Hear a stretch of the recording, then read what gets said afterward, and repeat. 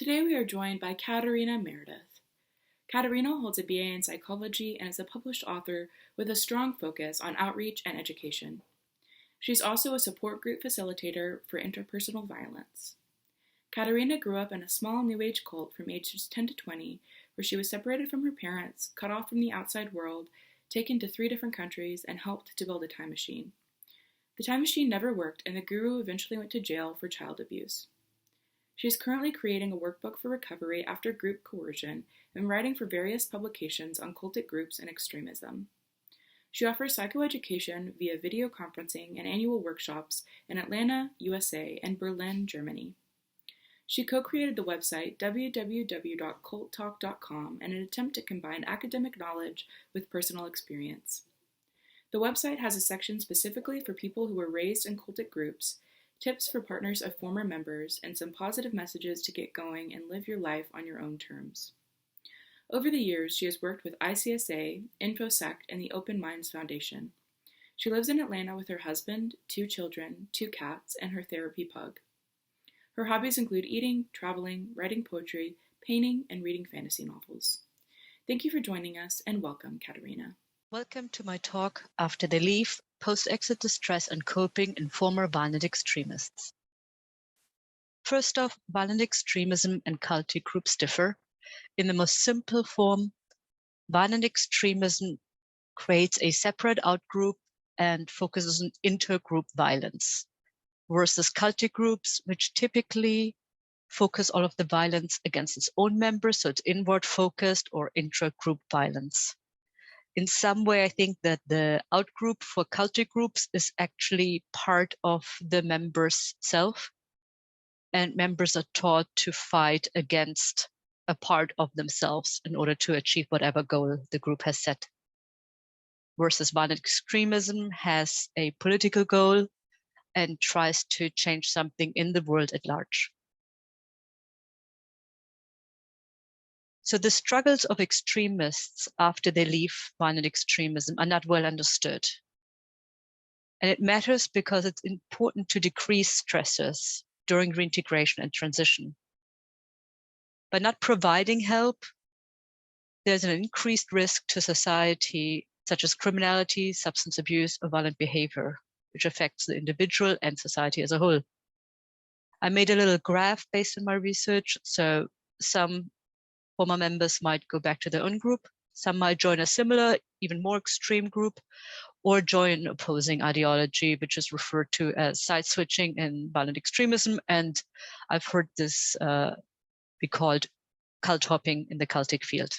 Now, the goal is ideally to find new purpose, new belonging, and recover.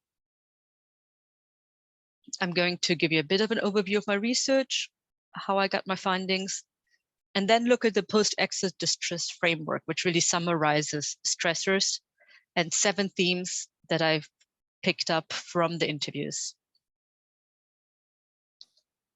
The research questions are pretty simple. What are the challenges post-exit and the causes of post-exit distress for former extremists? And what has helped in terms of coping, what has not?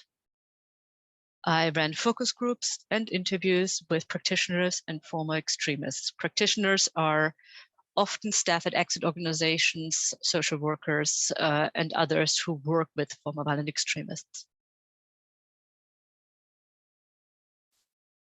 I interviewed 10 former extremists and 6 practitioners, and this allowed me to get a good overview of stressors because it took it past just 10 people's individual experience, but the practitioners have worked between them with tens, if not hundreds, of violent extremists. First, I ran the interviews and focus groups. Then I did a qualitative analysis and offered a member check to several of the participants, which basically meant that I took my findings back to the participants and asked, did I get it right? What would you change? What do you have to add? For the qualitative analysis, I used reflexive thematic analysis. You see the 6 phases below, and that looks pretty neat and organized when you see it this way. In reality, though, that's what it looked like. I had 97 codes on stressors, post-exit distress, and I think 34 on different coping styles. And these showed up in all of the interviews. what is it? I think 14, 15 hours of interviews. And I had to then combine those stressors in meaningful ways and also look at what were the themes, what was like the red thread connecting all of these interviews. First up, I created a post-exit distress framework. So trying to take 97 codes and putting them together in some meaningful way, like clustering them in a way that was recognizable to former extremists themselves, but also easily understood by practitioners, therapists, anybody who might work with them. So this is what I ended up with. It's exploratory. I need to, for my dissertation, study this more. I will create a survey. I will send it out to broader populations and really get the feedback necessary to see if this holds up. But for now, I have 4 dimensions: daily life and social interaction, psychological and physical well-being, safety and consequences, which now goes into things that are a bit more abstract and specific to violent extremism, such as a threat of retaliation, a public image, legal fines, and then transition and identity, which is the most abstract of these dimensions, and probably the hardest to convey to practitioners and the most confusing in some ways when somebody is in that phase or experiencing stresses in these areas. Now, the reason I clustered in certain ways also, as you can see, the top half includes stresses that might occur in the general populations. So therapists should know about this. This is pretty standard stuff, right? This is, you didn't have to be in a cult or in violent extremism to have stresses show up in any of these 2 dimensions or 6 categories. The lower half, on the other hand, will require more outreach, awareness, and hopefully education for helping professionals. Again, this can show up outside of violent extremism or the cultic field, but it is a bit more specific. On the other hand, the left half can be understood as a quick overview of stresses for practical concerns. So this is daily life, stabilizing life, versus the right half is more focused on internal stressors and things regarding stabilizing self. And oftentimes it might be important to address the left half first so that somebody can take a breath and slow down and then deal with all the other things. These are the 7 themes, and I will go over them in more detail in just a moment. First off, it's a lot, post-exit stressors. As many of you in the audience know, after you leave a violent or non-violent extremist group, a lot of change occurs in a very short period of time. So life is turned upside down. On the left, you see A, B, C, D, and so on. Those are the sub-themes. So the theme is on top. The sub-themes, so the headings, are below that. The early post-exit phase is often characterized by high internal chaos, emotional dysregulation, feelings of loneliness, hopelessness, exhaustion, and anxiety. And there are a lot of practical concerns. I tried to visualize this. So as I was talking to my interviewees who just really openly shared about this with me, I kept thinking that for somebody who has not experienced this, the understanding might be that you leave and everything is better right away. So in other words, you leave and stresses should go down to where they were before involvement.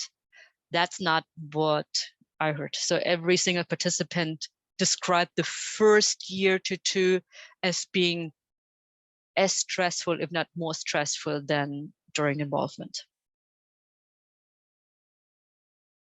Now, there's also a lot of loss of identity and support, and this transition is individualized and complex. So everybody's looks a bit different, yet there are similarities. The second theme, from 24/7 movement to now what? It's hard to understand if you haven't been through it yourself, just how expensive the post-exit loss is. This was your family, your meaning, your everything. And a lot of people report that after they leave, they fall into this void. Now what? Who am I even? And some, to avoid this, switch to a different flavor of extremism. Really, the key is to find new things to engage with. So disengagement, leaving extremism, creates a vacuum. And how do you find new things to fill this with? And rebuilding a life identity and purpose was mentioned by the participants. I want to just add that it's not as finding yourself is not, it's not like this is something that's out there and you pick off a shelf, but it's step by step. A couple of the practitioners really hit on this, that you do create a new life and find a new identity by doing new things. Milestones missed during involvement. I'm sure that this was definitely informed by my own childhood in a cultic group. So I just asked questions around, what did you miss out on? In essence, pursuit of a higher cause equals rejection of mainstream goals. And so what are those? These are developmental and emerging adulthood milestones and goals. And participants talked about education they missed out on, social development, savings for the future because the end is near and all that. And typically during radicalization, these mainstream goals get rejected, and during reintegration, they get embraced or re-embraced. All the participants expressed grief and regret over this, especially once they realized they had given up so much for a cause that wasn't real and also was seen as very vile in the eyes of mainstream society. And at least the former extremists I talked to, they all highly condemned their involvement. Some were trying to make up for lost time. One participant described acting like a teenager in his 40s. The next theme is continued negative impact from involvement. So again, the myth or the idea that somebody leaves violent extremism and just goes back to who they were before did not prove true in my interviews. And it's important to keep in mind that life trajectories are changed to someone's own detriment the moment they join, their life path changes. Specifically, residual identity was a continued negative impact. So a lot of identity related to the beliefs of the extremist groups, an impaired sense of self, impaired emotional regulation. Often a lot of emotions were deemed as being weak emotions or negative emotions, and as well as impaired social functioning. After being in violent extremism for so long, it was hard sometimes to switch and talk in a socially acceptable way with other people. Of course, there were also practical impediments, such a criminal record and so on, and unfortunately trauma. So even though violent extremism focuses a lot of the violence against outgroups, they experience violence within the group themselves, in many cases, especially women. Just to go back to role residual, these are just a few examples. Seemed to me like there were these three different dimensions to it: extremist mentality, so black or white thinking, or nothing thinking, byproduct of involvement, such as being wired for conflict, really high stress levels, always being on, having a hard time relaxing, or physical manifestations. It could be tattoos, it could be other signs. The next theme, from public to private battle. This is really where anger was weaponized, and this is more specific to violent extremism against an outgroup. And afterwards, it didn't just go away. So where does the anger go? After people left, people either continued to turn anger outwards, such as physical or verbal aggression, or started turning the anger inwards: shame, self-loathing, self-harm, suicidality. There were often pre-existing trauma and stressors before someone joined violent extremism, and that still had to be dealt with. It didn't just disappear. And in some cases, participants disclosed actually using violent extremism as a coping mechanism strategy to deal with or not deal with specifically the pre-existing trauma. The trick was to go against the conditioning of anger and hate and realize that they were, this anger was stoked up and weaponized, and slowly dealing with the issues that were there before that made them very angry, and maintaining a non-violent identity after.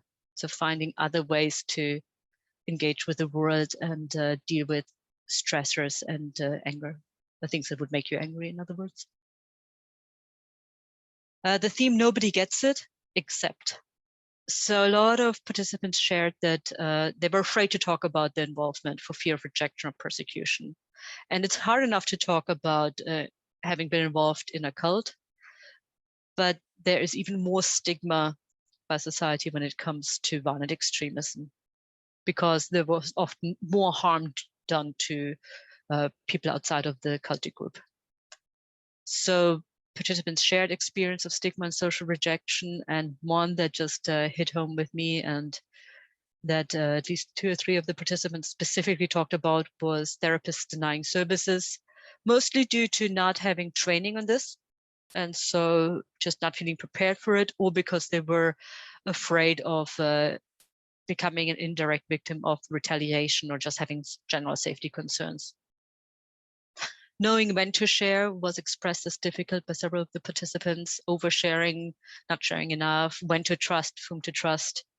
Oh, by the way, distrust was a part of residual identity too, like strong distrust of self, strong distrust of others. Basically, I trusted these people, that didn't turn out well.